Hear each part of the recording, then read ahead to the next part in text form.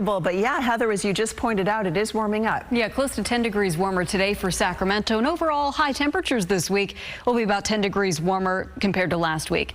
But that says more about how cool last week was for this time of the year than it says about how warm this week is going to be. This week is going to be right around normal for most spots in the valley, the foothills, and the Sierra as well. Nice view from the Sutter Buttes camera. You can see a bird of prey there off in the distance. Also some cloud cover, but the Sierra at this point relatively quiet around Tahoe. Temperatures are in the upper 70s in Southlake and Truckee, but we're back into the 90s in the valley. For Sacramento, the first time in 9 days that we've had a high temperature at or above 90 degrees.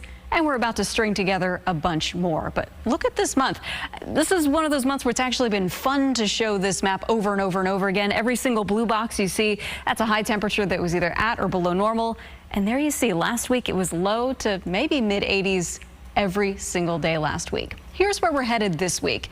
Reasonable for this time of the year. It's back to the low 90s tomorrow, around 93. Temperatures dip just a bit for the Delta on Wednesday, but then they pop right back into the low 90s for Thursday, Friday. And it looks like this weekend we're going to kind of stay on that nice even keel. Now with a setup like this, mornings are still going to be comfortable, but afternoons are going to be warm. If you work outside, it's time to start getting used to a more summer-like feel. If the kids have outdoor sports practice, especially in the afternoons, just make sure everybody's hydrating. We're going to be watching this area of low pressure right now way off the coast, but it is going to move closer over the next couple of days and renew the chance for some more widespread thunderstorms in the mountains. I think Tuesday, the best chance of a thunderstorm in the afternoon will be on the east slope of the Sierra. But if you have plans along the Sierra Crest or even in the Tahoe Basin, tomorrow's a good day to just be aware of how quickly things can change up there in the afternoons. Tomorrow evening, after 7, 8 o'clock, things briefly quiet down.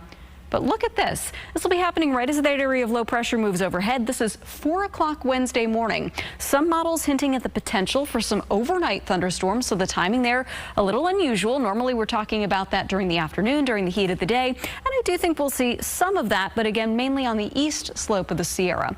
So Wednesday looks like the most active day this week for the mountains, but tomorrow, that's a day to just be aware of the possibility of a random pop-up. Truckee, South Lake Tahoe, it's a possibility, but you come down to the west slope, Quincy, Pollock Pines, Arnold, even the Yosemite Valley should be staying dry and warm. Temperatures in the mid 80s to low 90s there around 4,000 feet. Down in the foothills, plenty of sunshine tomorrow, highs close to 90 degrees. So in the foothills too, warmer than what we were talking about last week. We do still have the onshore breeze. It's not going to be as strong as last week, and it's not going to kick in until about 4 or 5 o'clock in the afternoon. So it's back into the mid to upper 80s in Solano County, and valley temperatures back into the mid 90s. Stockton around 96, 94 for a high in Manteca, but morning temperatures still starting in the upper 50s to low 60s. Low to mid 90s from Yuba City to Sacramento tomorrow afternoon, and we're going to string together a bunch of those days here this week. You see into this weekend, just plan for a summer-like first weekend of August. Very appropriate for this time of the year. Mornings in the 50s, afternoons in the low 90s. Okay, Heather, thank you. Yep.